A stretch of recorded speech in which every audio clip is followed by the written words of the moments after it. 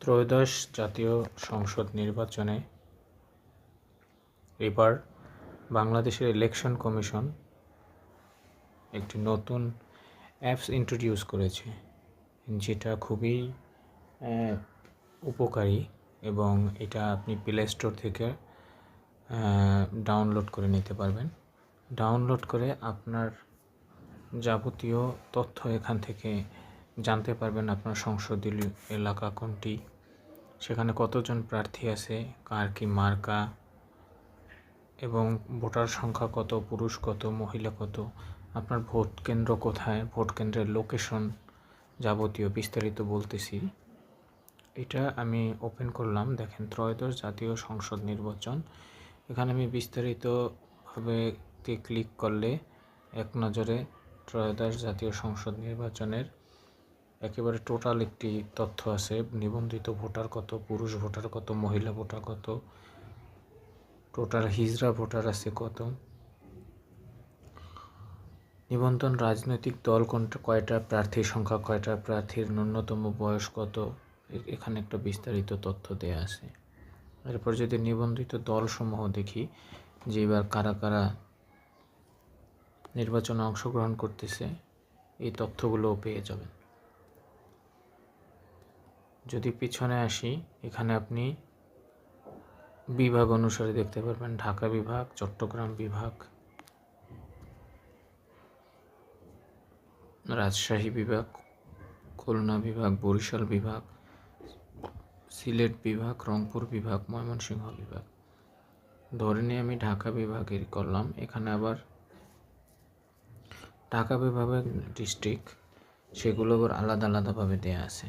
রাজবাড়ী, নারায়ণগঞ্জ, ঢাকা, ফরিদপুর, গাজীপুর, গোপালগঞ্জ, মাদারীপুর। আমি যদি মাদারীপুরে ক্লিক করি, এখানে দেখবেন মাদারীপুরে 3টি সংসদীয় আসন। যদি গোপালগঞ্জ ক্লিক করি তাহলে 3টি, যদি ঢাকা করি তাহলে এখানে আছে 20টি। ধরেন আমি ঢাকার 17 যেটা আলোচিত সংসদীয় আসন, এটা যদি ওপেন করি, দেখেন এখানে বিস্তারিত জানতে পারবেন এরকম, যেখানে মোট ভোটার কত, পুরুষ ভোটার 1,70,116, মহিলা ভোটার 1,57,000, হিজড়া ভোটার আছে 8 জন, কেন্দ্র মোট 115টি। এখানে প্রার্থী আছে সংসদ সদস্য আতিক আহমেদ, লাঙ্গল, SM আবুল বাশার আজাদ, টেলিভিশন, কাজী এনায়েতুল্লাহ, মোরগ, তপু রায়হান, তারেক রহমান, মঞ্জুর হুমায়ুন, মোহাম্মদ রাশেদুল হক, মোহাম্মদ উল্লাহ, আনিসুর খোকন, শামীম আহমেদ, খালিদুজ্জামান। এখানে আপনি আবার কেন্দ্র দেখতে পারবেন। কেন্দ্রতে ক্লিক করলে এই জায়গা কেন্দ্রতে ক্লিক করলে যেখানে কতগুলো কেন্দ্র আছে, টোটাল কেন্দ্রগুলোর আপনি বর্ণনা পেয়ে যাবেন। আমি যদি কোনো একটা কেন্দ্রকে সিলেক্ট করি, এখানে কেন্দ্র অনুসারে দেখতে পারবেন দিক নির্দেশনা। এখানে একটা গুগল ম্যাপ দিয়ে দেওয়া আছে এবং নিচে আর একটা ছবিও দেওয়া আছে।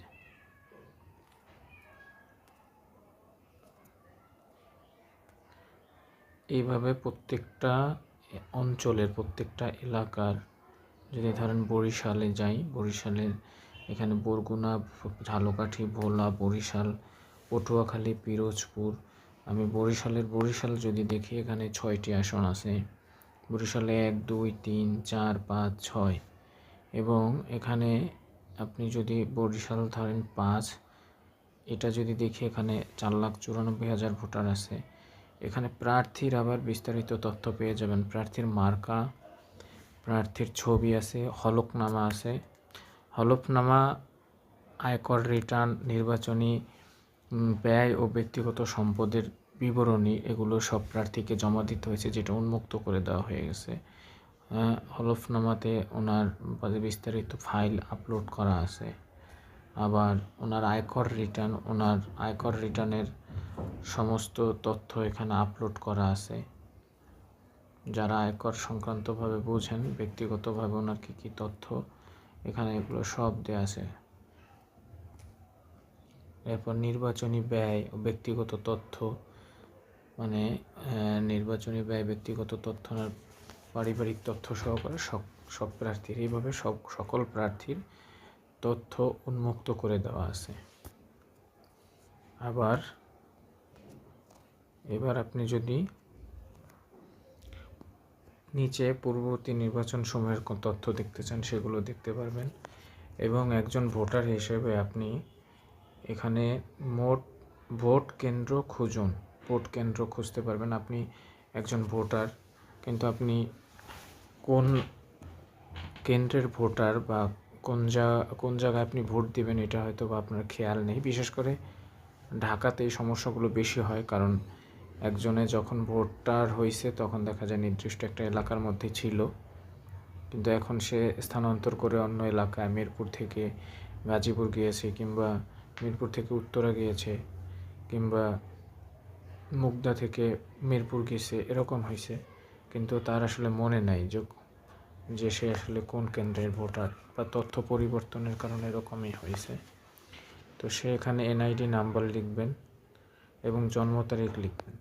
এইটা লেখার পরে সার্চ দিলে আপনার চলে আসবে, আপনার সার্চ বারে দিলে চলে আসবে। এখন যেহেতু ভোটের আগের দিন কিংবা ভোটের দিন হয়তো এই সার্ভারটা ওপেন করে দিবে, আগে থাকতে এটা ওপেন করে দিচ্ছে না সঙ্গত কারণে, তখন এই সমগ্র তথ্য পেয়ে যাবেন।